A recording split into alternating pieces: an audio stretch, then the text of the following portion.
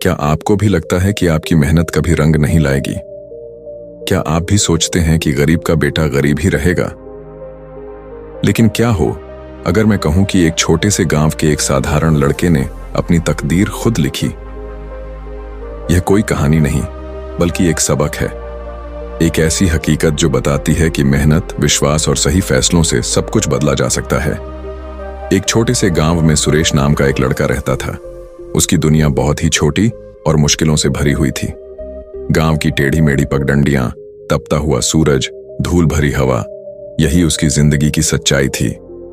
उसका घर बस नाम का ही घर था, एक टूटी फूटी झोपड़ी जिसका छप्पर बारिश में टपकता और गर्मियों में आग बरसाता। उसकी मां दूसरों के घरों में काम करती ताकि 2 वक्त की रोटी का इंतजाम हो सके, लेकिन सुरेश के सपनों में कभी गरीबी की बेड़ियां नहीं पड़ी।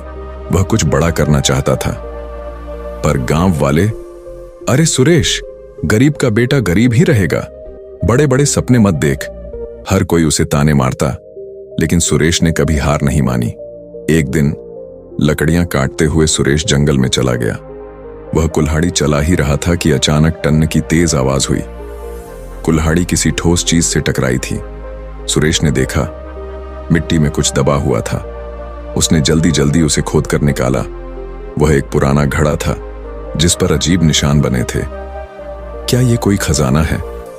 घड़े को खोलने पर सुरेश को उसमें पुराने धातु के टुकड़े मिले, लेकिन वे कोई साधारण टुकड़े नहीं थे। उन पर कुछ निशान बने हुए थे, जैसे कोई पुराना नक्शा हो। सुरेश भागता हुआ गांव के सबसे बुजुर्ग आदमी के पास गया। उन्होंने नक्शा ध्यान से देखा और कहा, यह किसी पुराने राजघराने का निशान लगता है, शायद ये खजाने तक पहुंचने का रास्ता दिखाता है। सुरेश की आंखों में चमक आ गई। उसने ठान लिया कि वह इस रहस्य को हल करके रहेगा। नक्शे ने उसे जंगल के सबसे पुराने हिस्से तक पहुंचने का इशारा दिया। रास्ता कांटों और पत्थरों से भरा था। चलते चलते वह एक जगह फिसल कर गिर पड़ा। उसका पैर घायल हो गया, लेकिन उसने हार नहीं मानी। आखिरकार वह गुफा के दरवाजे तक पहुंच गया। गुफा के दरवाजे पर लिखा था, वह कौन सा कदम है जो खजाने तक पहुंचाता है? सुरेश ने सोचा, फिर जवाब दिया, हिम्मत भरा पहला कदम। जैसे ही उसने दरवाजे को धक्का दिया, गुफा खुल गई। गुफा के अंदर उसे एक संदूक मिला। संदूक खोलते ही उसकी आंखें चमक उठीं, लेकिन अंदर कुछ नहीं था। उसकी आंखों में आंसू आ गए। लेकिन तभी संदूक के अंदर उसे एक चिट्ठी मिली। उसमें लिखा था, असली खजाना उसी का है जो हर इम्तिहान को पार कर सके। अब असली परीक्षा बाकी थी।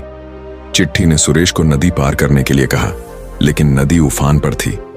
अगर अब हिम्मत नहीं दिखाई तो सब बेकार जाएगा। सुरेश ने अपनी पूरी ताकत लगाई। तेज बहाव में कई बार डगमगाया, लेकिन आखिरकार वह दूसरी तरफ पहुंच गया और वहां एक और संदूक था। सुरेश ने कांपते हाथों से उसे खोला और सोने, चांदी और अनमोल रत्नों से भरा हुआ था।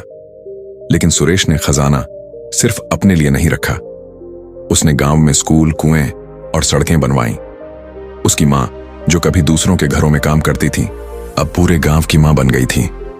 गांव के वही लोग जो उसे ताने मारते थे, अब उसकी तारीफ करते नहीं थकते थे।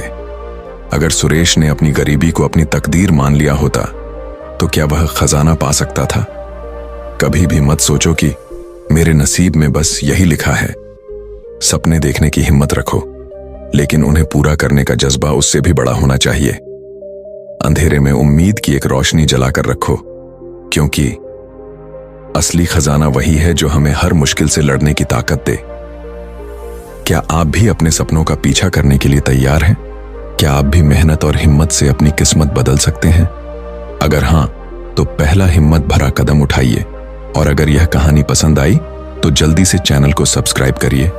अनकिट लेजेंड 2.0